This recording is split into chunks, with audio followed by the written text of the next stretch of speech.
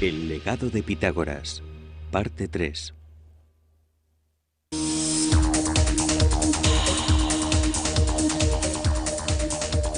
En los espacios ocupados por la civilización, uno puede encontrar un sentido de orden y sabiduría. Es algo que no suele revelarse a sí mismo, pero que es no obstante el camino de la cultura y el progreso. A ese camino se le conoce como matemáticas. Las matemáticas comienzan con el teorema de Pitágoras, que siempre es el principio de un nuevo viaje hacia nuevos espacios. Desafiando a Pitágoras.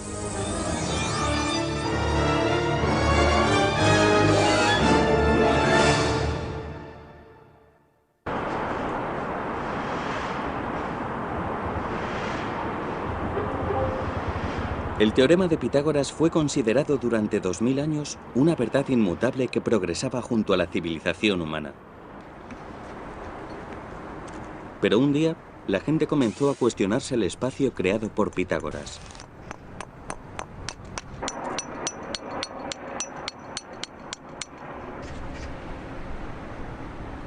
El Estadio Olímpico de Béisbol de Shamsill tiene una superficie perfectamente llana. Utilizando un equipo de medición de última tecnología, hemos establecido un punto y a partir de ahí creado un pequeño triángulo rectángulo. Para crear un ángulo preciso de 90 grados en nuestro triángulo rectángulo, también hemos utilizado la tecnología más avanzada.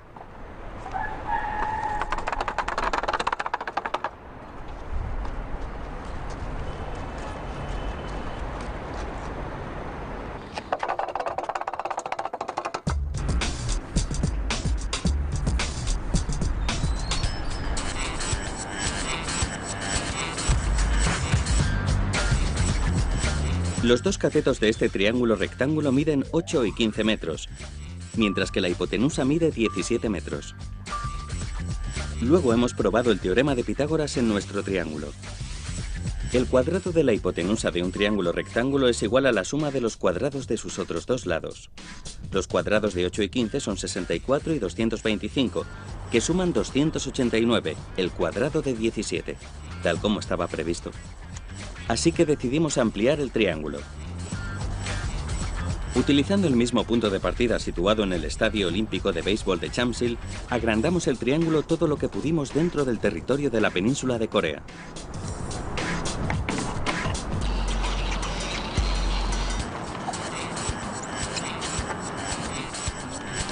Para identificar los puntos exactos necesarios para crear un ángulo rectángulo preciso, utilizamos los satélites de posicionamiento global conocidos como GPS. El segundo punto que usamos fue el puerto de Muko, en la provincia oriental coreana de Gangwon, que se encuentra en la misma latitud que el estadio de béisbol de Seúl. Tenemos 8 satélites, que es más que suficiente. Ya podemos empezar a medir. El tercer punto era una playa a lo largo del arroyo Kumgang. Muy bien, lo tenemos. Ahí está bien. Estamos recibiendo muy buena señal de los satélites.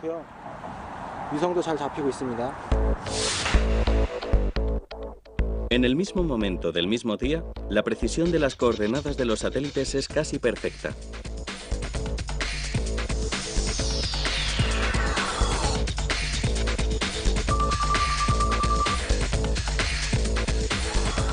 Según los dispositivos GPS, la distancia entre el estadio de Seúl y el puerto de Muko era de 181,80 kilómetros a lo largo de una línea recta.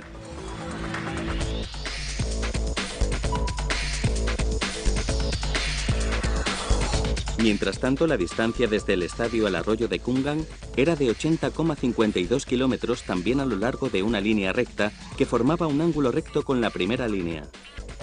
Y la medición de la longitud de la hipotenusa fue de 199,51 kilómetros. Luego elevamos estas longitudes al cuadrado para asegurarnos de que el teorema se aplica también a este gran triángulo rectángulo. Pero el resultado que obtuvimos fue bastante inesperado. Los resultados de nuestras mediciones no acababan de encajar con lo que habría previsto el teorema de Pitágoras.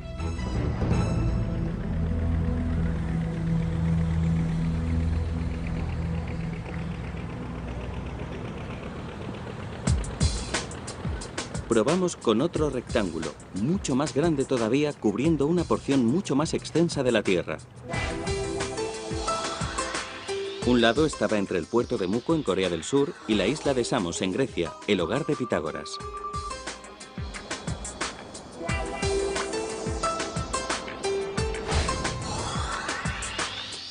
Un ángulo recto desde esta línea nos llevaba a otro punto en la sabana del Congo, en el continente africano.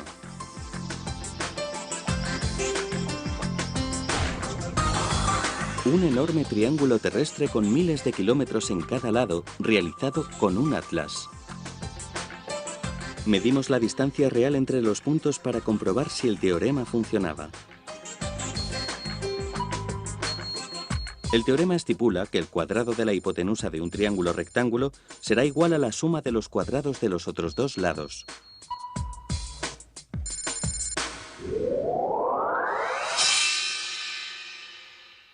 Pero esta vez, la distancia fue todavía mayor. ¿Cuál sería la razón?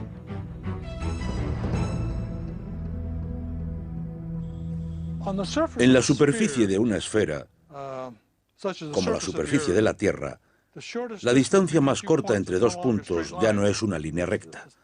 Es la distancia a lo largo de un gran círculo que conecta esos dos puntos.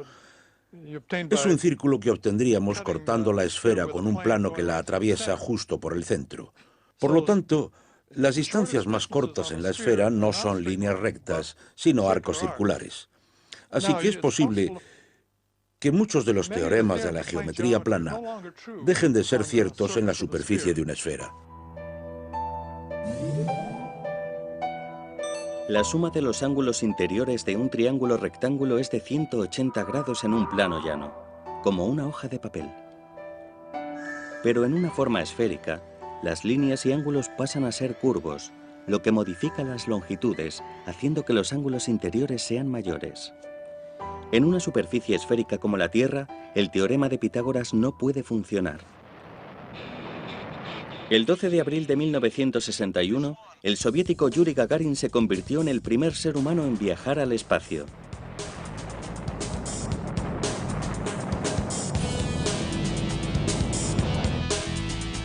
Por primera vez en la historia, alguien era capaz de ver nuestro planeta desde arriba. Sus ojos contemplaron una Tierra redonda y azul.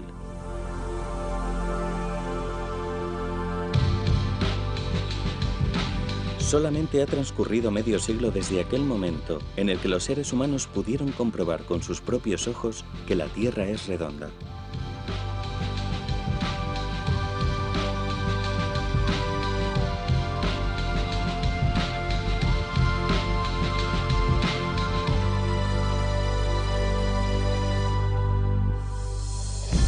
Pero los primeros en saber que vivimos en una orbe redonda fueron los antiguos matemáticos.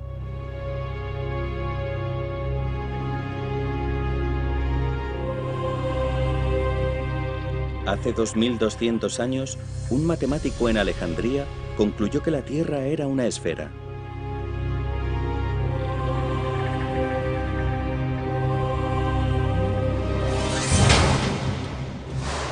Erastótenes era el supervisor de la Biblioteca de Alejandría, por entonces centro de todo el conocimiento y el saber mundial. Un día, en la biblioteca, leyó el diario de un viajero. El viajero había notado que el día del solsticio de verano en Siena, lo que los griegos llamaban Asuán, todas las sombras desaparecían.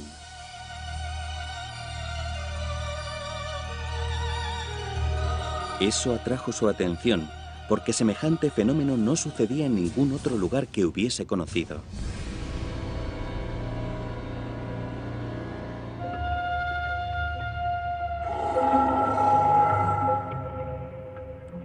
Decidió llevar a cabo un experimento simultáneamente en Alejandría y Siena.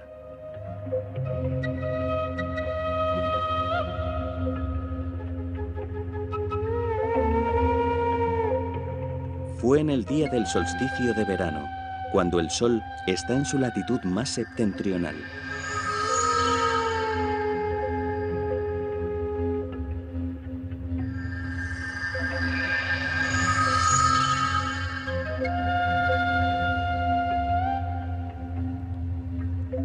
Resultó que durante el experimento, cuando el sol pasaba justo por encima de un pozo en Siena, desaparecía toda su sombra. Pero más al norte, en Alejandría, quedaba algo de sombra. A Erastótenes le pareció curioso. ¿Por qué eran diferentes las longitudes de la sombra? ¿Había descubierto que la Tierra es redonda? Sí, yo creo que sí lo sabía. Cuando un barco parte hacia alta mar y lleva recorrida cierta distancia, parece que se hunde bajo la línea del horizonte, independientemente de en qué dirección esté navegando. Creo que entendieron que la Tierra no podía ser plana.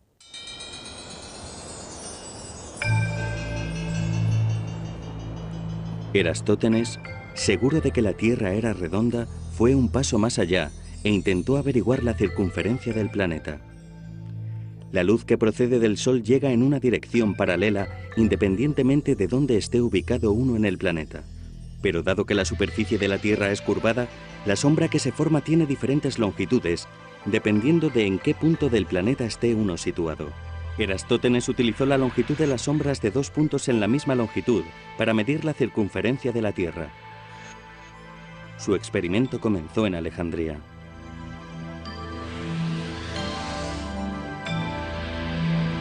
Primero colocó una vara levantada en posición perpendicular a la superficie de la Tierra y luego midió el ángulo entre la vara y la línea que pasaba desde la punta superior de la vara al final de la sombra que proyectaba.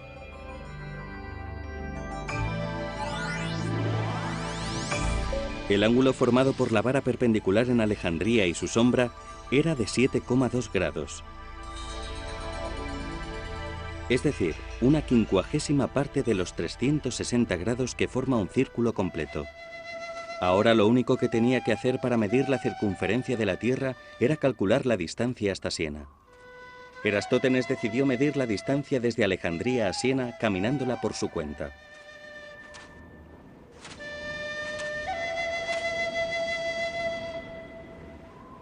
En aquellos días viajar a pie desde Alejandría a Siena era un periplo peligroso.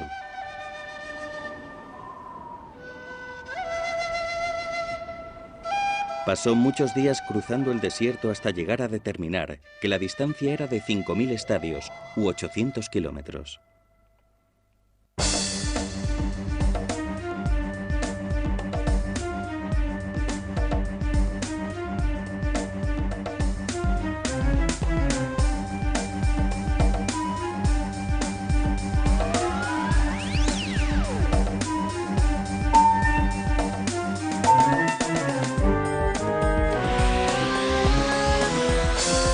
...800 kilómetros multiplicados por 50 eran 40.000 kilómetros.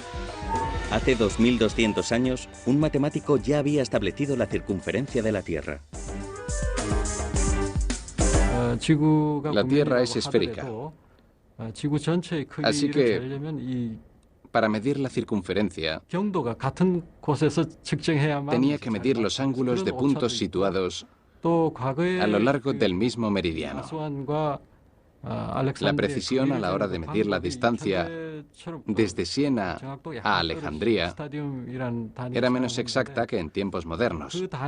Como medida de longitud, utilizó el estadio, que no es la longitud más rigurosa. No es fácil convertirlo a la métrica moderna. Sí debemos reconocer que para aquellos días, su medición sí fue extremadamente precisa.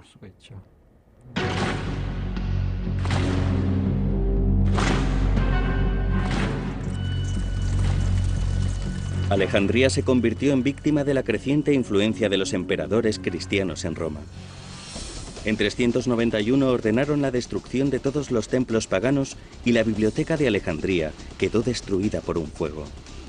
Los gobernantes del Imperio Romano no querían nuevas filosofías competidoras.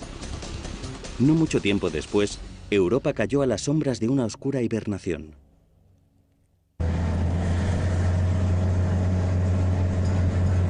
Tuvo que pasar un milenio para que una nueva luz comenzara a brillar desde la ciudad italiana de Florencia.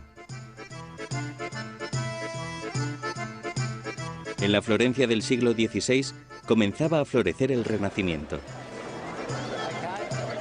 Con abundante capital de los mercaderes, gran parte de la fuente de sabiduría del Renacimiento se concentró en cometidos humanos y no divinos. El centro del mundo se alejó de Dios y los dioses, y en su lugar fijó su atención en el ser humano como foco del aprendizaje y las artes.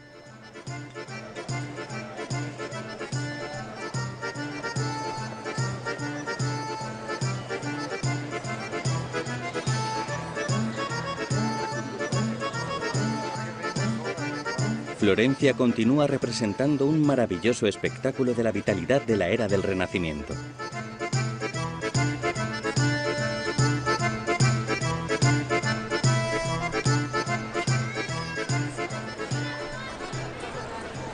El símbolo de Florencia, la Basílica de Santa María del Fiore, se traduce como la Catedral de Santa María de las Flores.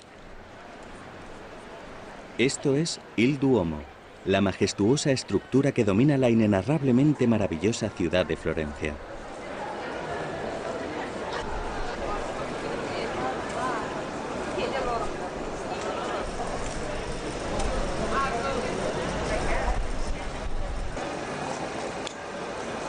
Frente a la catedral, una estatua de Filippo Brunelleschi, el arquitecto que diseñó la bóveda actual de la catedral.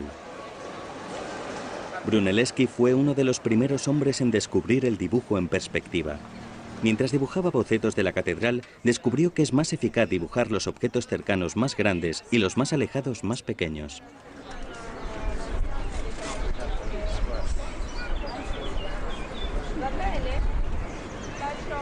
El espíritu del Renacimiento era el razonamiento.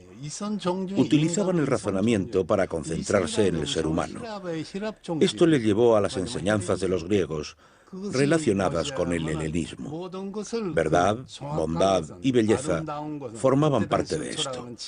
Para ellos, la verdad y la belleza eran una forma de razonamiento y pensaban que podían expresar esta belleza en términos matemáticos. Así es como pensaban personas como Leonardo da Vinci. Fue el espíritu de aquella época el que condujo a la geometría y al dibujo en perspectiva.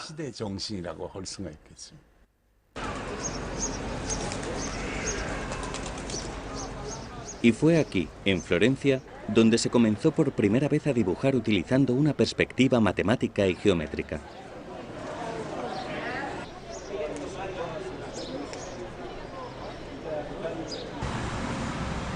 La iglesia de Santa María Novella posee un famoso fresco del famoso Masaccio, que murió a la temprana edad de 27 años.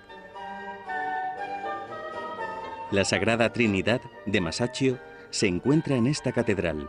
Señala el primer uso sistemático de la perspectiva lineal. En la parte inferior, la pareja que apadrinó la obra, que también incluye a la Virgen María, a Juan Bautista, a Dios y a Jesucristo crucificado. Este cuadro contiene un detallado cálculo en el que Masaccio tomó en consideración la altura visual del público que vería su obra. Es una superficie plana, pero en realidad parece como si el altar estuviera ante nuestros ojos y la parte interior de la iglesia realmente va hacia adentro. En aquella época, que una superficie plana pudiera parecer tan tridimensional y tan viva, era algo verdaderamente asombroso. Y podría añadir que para mí todavía sigue siendo asombroso, así que me imagino que la gente de aquellos días se sentiría sobrecogida ante semejante obra.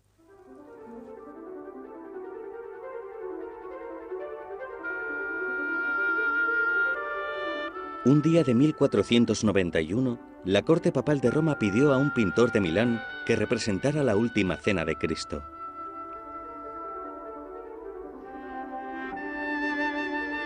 La escena se desarrolla antes de la crucifixión de Cristo, mientras Jesús está en Jerusalén cenando con sus discípulos. Era una escena reproducida a menudo por muchos artistas.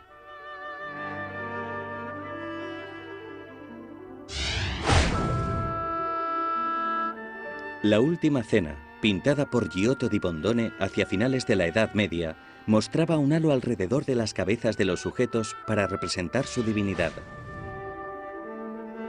En la rendición a tamaño real de la última cena de Domenico Ghirlandaio, que se encuentra en el refectorio de la iglesia de Ognissanti de Florencia, El último plano es tan magnífico y prodigioso que no llega a producir la sensación de reproducir la última cena que describe la Biblia.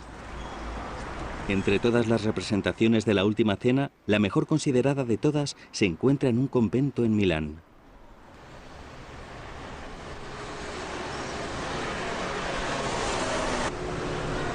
Esta catedral se considera desde hace mucho tiempo uno de los edificios más bellos en su encarnación de la transición del estilo gótico a la era del Renacimiento.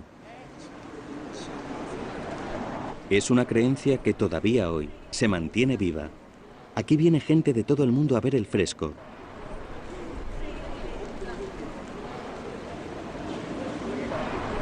Es La Última Cena, de Leonardo da Vinci.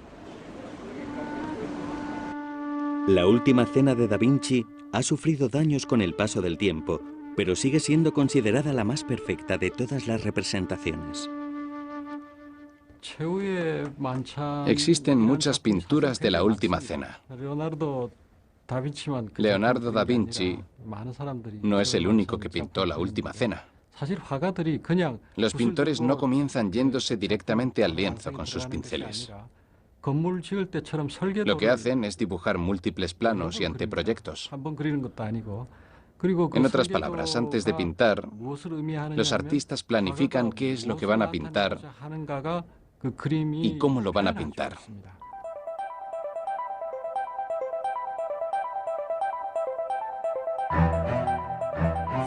Antes de que Leonardo da Vinci comenzase a pintar, dividió el espacio según los métodos del dibujo en perspectiva geométrica. Planificó la composición de manera que las líneas de visión convergieran sutilmente en Jesús.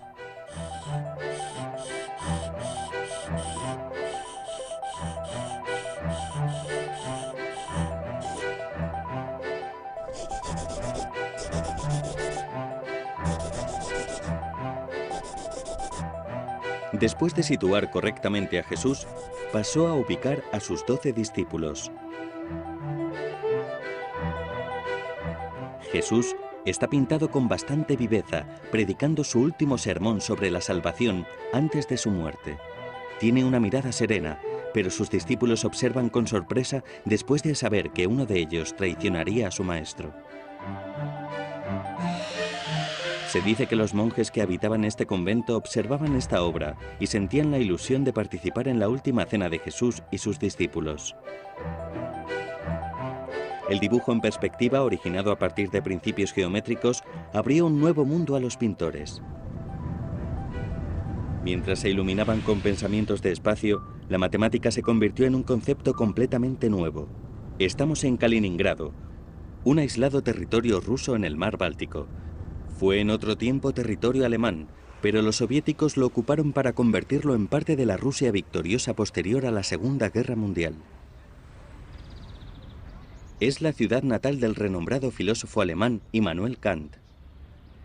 Aquí nació y jamás abandonó la ciudad.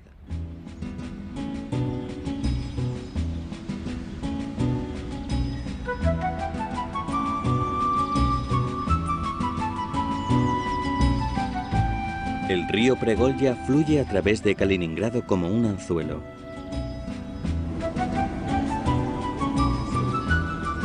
El río divide la ciudad en 4 secciones.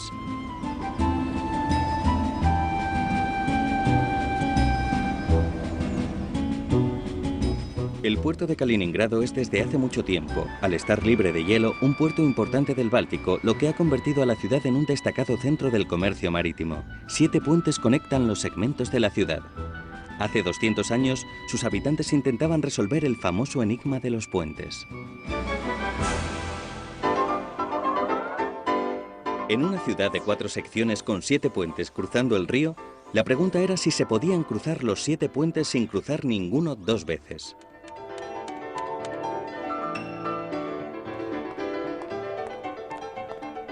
Fueron muchos los que intentaron resolver el puzzle cruzando los puentes, pero nadie conseguía llegar a una respuesta definitiva.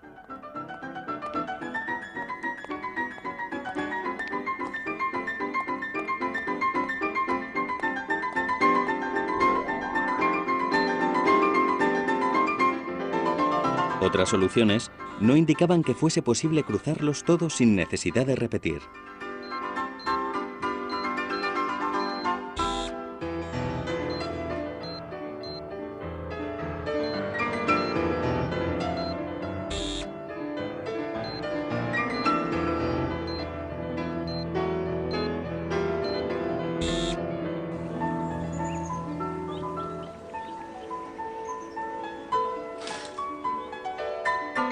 La solución al rompecabezas de los puentes de Kaliningrado se mantuvo esquiva durante bastante tiempo.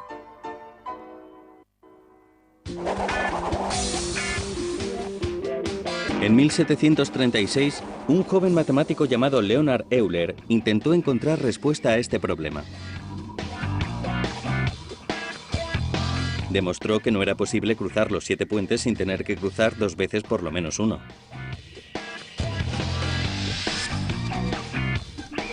Para llegar a esta conclusión, dibujó puntos que representaban la Tierra y líneas que representaban los puentes. Ahora el problema había pasado a ser matemático. ¿Se pueden conectar todos los puentes con un único trazo continuo sin levantar el lápiz del papel? El nuevo concepto de espacio de Euler dio origen a una nueva forma de matemática, la topología.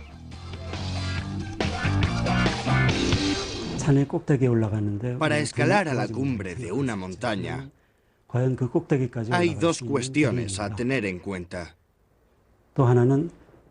La primera es, ¿hay un camino que llegue a la cumbre? Y la segunda es, ¿cuál es el camino más corto? La primera es una cuestión de topología, que se enfrenta a temas como el camino de Euler, mientras que la segunda es geometría.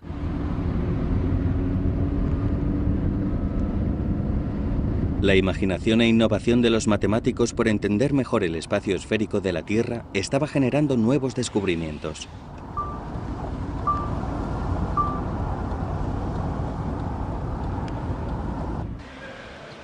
La Universidad de Göttingen, en Alemania, ha sido una importante meca de matemáticos, de donde han salido muchos matemáticos de fama mundial. En 1807, un joven que más tarde llegaría a ser considerado uno de los 3 grandes matemáticos de la historia, junto con Arquímedes y Sir Isaac Newton, se convirtió en profesor de esta estimada institución. Por aquel entonces, Carl Gauss tenía poco más de 30 años y durante el siguiente medio siglo satisfizo sus intereses por la astronomía y las matemáticas en la prestigiosa Universidad de Göttingen.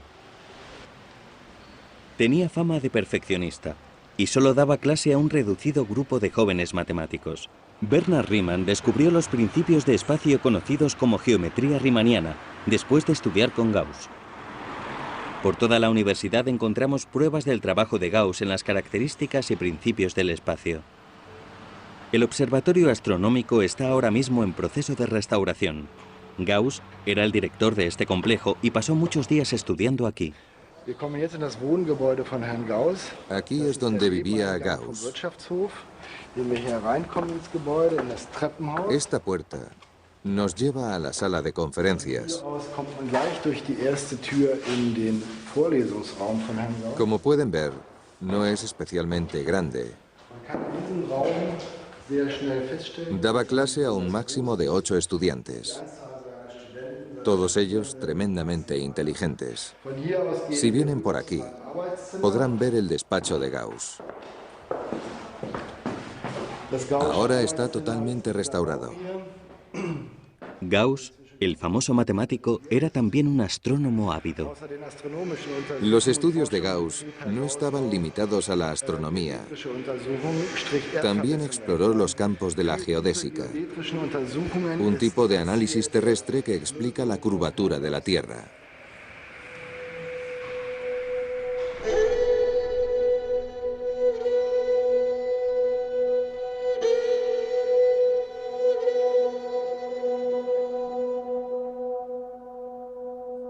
Gauss estudió la superficie redondeada de la Tierra con un enfoque matemático. Quería ver en qué era diferente el espacio en la Tierra de la superficie de un plano como una hoja de papel. De hecho, se dispuso a estudiar triángulos dibujados sobre la Tierra. No era un reto sencillo.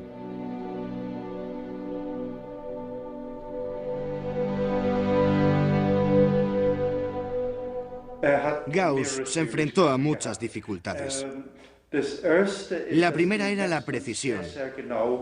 Sus triángulos eran enormes, con lados de hasta 50 o 70 kilómetros de longitud. No era nada fácil ver desde un vértice a otro.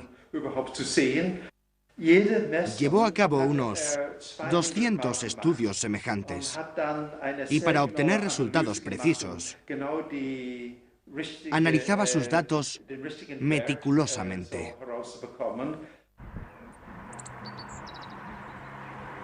El vértice de un triángulo era la parte superior de Huygens, donde se levanta hoy en día la torre de Gauss. A través de minuciosos cálculos y una verificación exhaustiva, estableció los 3 vértices del triángulo. Su objetivo era precisar la diferencia entre un triángulo en la Tierra y otro dibujado sobre la superficie plana de una hoja de papel. Sus resultados establecieron que la suma de los ángulos interiores de un triángulo terrestre eran 14 grados mayores que los 180 grados de uno dibujado en papel. Si dibujas un triángulo gigante en la Tierra, la suma de los ángulos interiores se hace mayor. Por ejemplo, si tienes un triángulo con un vértice en el polo norte y una hipotenusa en el ecuador, si el ángulo interior del polo norte es de 90 grados, la suma de los ángulos interiores sería 270 grados. Eso es porque los ángulos interiores en los 2 extremos de la hipotenusa en el ecuador son también de 90 grados. Esto es la geometría esférica.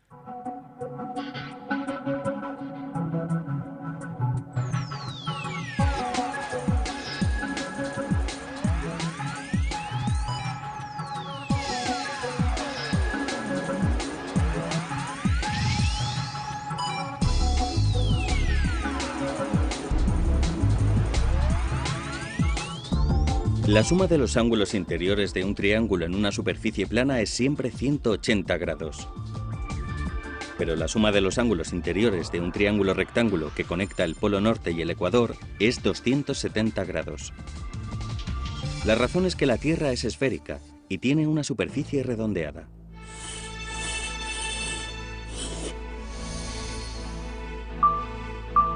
El teorema de Pitágoras fue tal vez el descubrimiento matemático más importante de todos los tiempos, pero en su forma más pura solo se aplicaba a superficies planas, no a superficies redondeadas como nuestro planeta.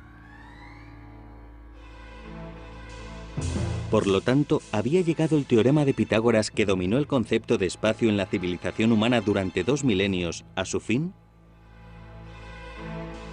El mismo Gauss se preguntó si el vasto espacio que no podemos alcanzar podía estar doblado o distorsionado. Todas las diferencias y errores venían de este espacio distorsionado, meditaba. Resolver este problema suponía un esfuerzo pionero y exigía una experiencia especial, tiempo y dedicación. El Renacimiento dirigió la mirada de Europa hacia el Nuevo Mundo. Las técnicas de navegación necesarias para cruzar el inmenso océano significaban que se necesitaba una cartografía más precisa. Los navegantes del vasto océano estaban arriesgando sus vidas, necesitaban orientación precisa y la encontraron en el ángulo. Pero si dibujamos la Tierra en una superficie plana, obtenemos una representación distorsionada. Cuanto más se aleja uno del ecuador y más se acerca a los polos, más distorsión existe en la distancia entre latitudes. No podríamos ni siquiera dibujar puntos individuales para los polos. Este mapa, dibujado al estilo conocido como proyección de Mercator, tiene latitudes y longitudes precisas. Pero la representación del espacio se convierte en exageradamente grande cuanto más nos acercamos a los polos. La Tierra es redonda como una pelota, pero insistimos en dibujarla sobre una superficie plana. Y el problema con el que nos encontramos es que no podemos dibujar todos los lugares con la misma proporción. Es simplemente imposible.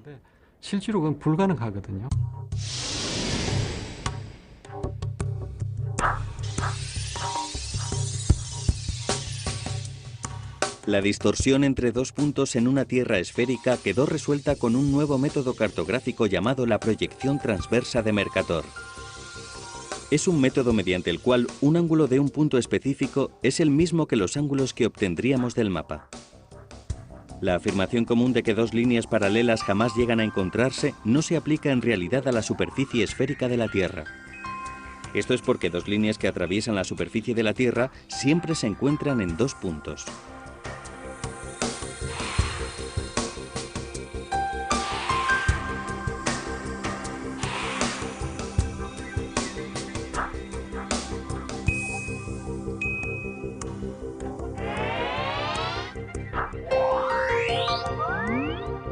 La ruta más corta entre dos puntos específicos en la Tierra es una línea hecha por un plano que corta a través de los dos puntos y pasa por el centro de la Tierra. Esta línea, llamada el Gran Círculo, es el camino más corto de la Tierra. La línea azul de este gráfico indica las rutas circulares que utilizan las aerolíneas.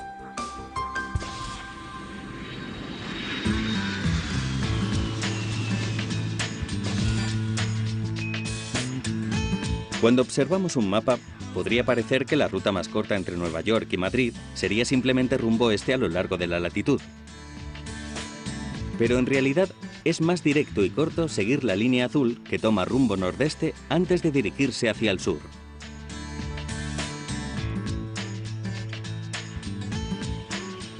Esta ruta corta utilizada por los aviones es también el camino utilizado por las ingeniosas aves migratorias en sus larguísimos viajes globales.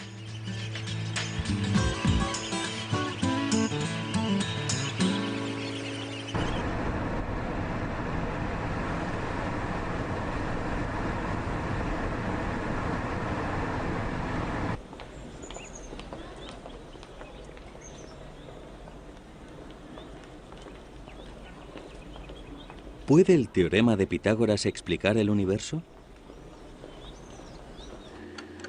El astrónomo Robert Kirshner está intentando medir el tamaño del universo.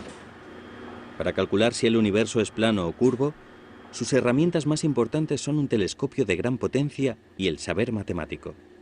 La pauta de medición de Kirshner es la distancia hasta una supernova recién explotada. Quizás sepamos otras cosas sobre la galaxia en la que está situada esa supernova que nos permitan establecer la distancia. Y posteriormente, midiendo la distancia hasta estas otras, al brillo de estas otras en realidad, podemos averiguar cuál es la distancia.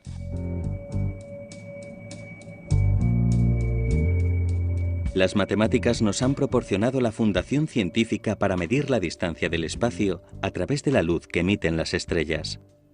Fue Einstein quien desarrolló el concepto de espacio, que comenzó con un triángulo sobre una superficie plana. Su teoría física del espacio distorsionado comienza con las matemáticas de Gauss y Riemann.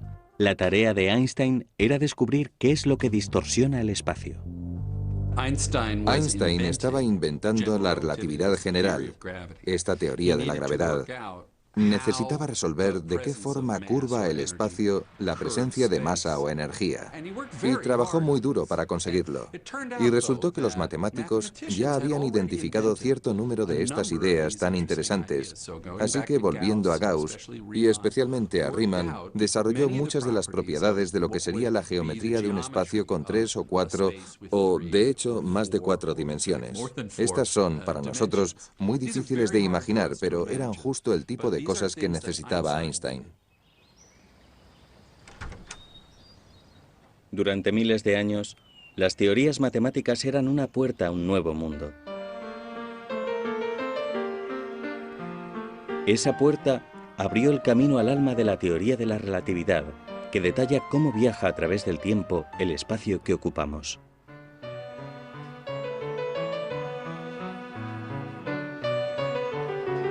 La teoría de la relatividad comenzó desde una nueva forma de entender el tiempo y el espacio.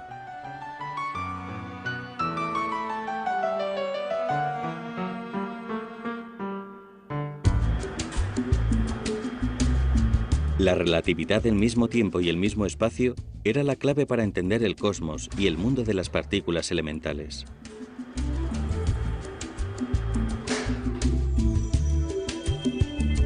Einstein creía que tiempo y espacio se distorsionan por la masa, y la masa se mueve según la geometría del espacio-tiempo. Así es como predijo que la luz se distorsionaría al pasar cerca de un sol de gran masa. Y con el telescopio espacial están las imágenes de los anillos de Einstein, como nos gusta llamarlos, estas lentes que son imágenes de objetos en un segundo plano y que han sido distorsionadas por la presencia de un objeto gigantesco a lo largo de la línea de visión. Esa es la prueba definitiva del modo en el que objetos gigantescos curvan el espacio.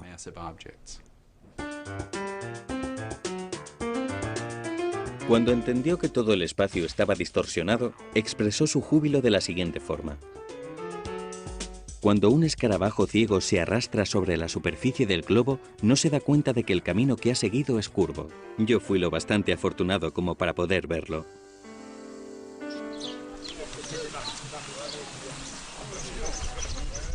El 29 de marzo de 1919 ofreció una maravillosa oportunidad para comprobar si la teoría de Einstein era cierta. Un eclipse total de Sol siempre ha sido un acontecimiento imán para que astrónomos y otros puedan ver este increíble fenómeno natural.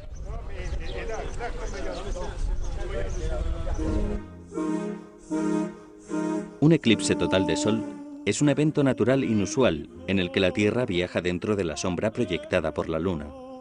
En la Tierra el Sol queda completamente bloqueado.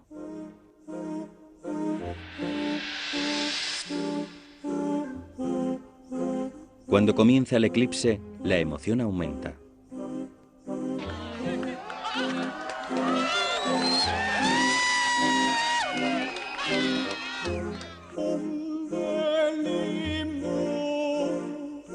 Los astrónomos sacan fotos del borde externo del Sol para ver la luz de las estrellas cuando se produce el eclipse. Después las comparan con fotos sacadas 6 meses antes en el mismo punto.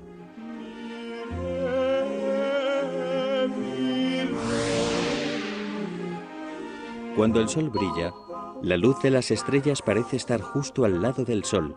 Lo más extraño es, sin embargo, que las estrellas están en realidad escondidas detrás del Sol. Esto implica que lo que vimos desde la Tierra era la luz de esas estrellas distorsionada mientras pasaba junto al Sol. Einstein evidentemente aplicaba su asombrosa imaginación a la física, porque fue el único, o uno de los pocos, que llegó a considerar la gravedad como un resultado de la geometría.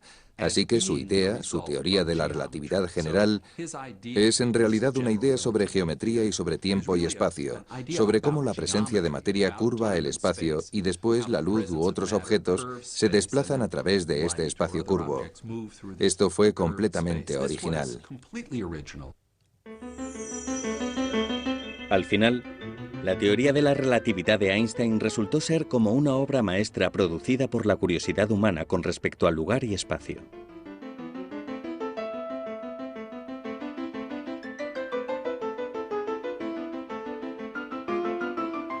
El triángulo rectángulo edificó las antiguas civilizaciones de los pueblos ancestros. La matemática de los triángulos y el teorema de Pitágoras han sido herramientas de comprensión esenciales para entender el espacio en el que vivimos.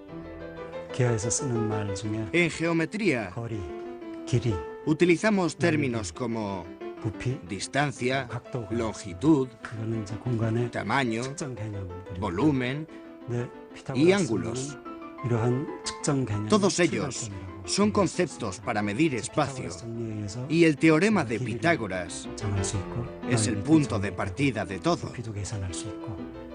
Gracias a este teorema, podemos establecer longitud y tamaño, calcular el volumen y medir ángulos. Incluso en la geometría no euclidiana, tenemos que utilizar el teorema de Pitágoras para definir estos conceptos de medición. El teorema es el punto de partida de todos los espacios. Es fácil comprobar que la sabiduría encontrada en las civilizaciones que se han desarrollado en los últimos milenios comenzó con los triángulos. Gracias a estos triángulos hemos encontrado espacio nuevo y un mundo mayor, y sabemos en qué posición se encuentra la raza humana en la observación del cosmos. Mientras miramos hacia el universo, debemos recordar con humildad que fue el simple triángulo el que reveló los secretos de nuestro planeta y más allá.